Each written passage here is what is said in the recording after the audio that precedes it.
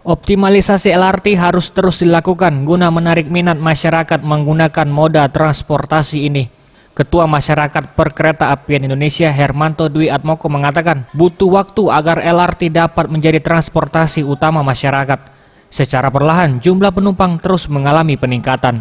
Hal inilah yang dapat menjadi acuan PT KAI agar dapat memberikan pelayanan yang maksimal, mulai dari harga tiket dan waktu tempuh perjalanan yang lebih cepat jika dibandingkan dengan transportasi lain. Untuk angkutan perkotaan ini memerlukan waktu untuk meningkat cepat. Sekalipun di Jakarta, MRT juga tidak terlalu langsung banyak kan.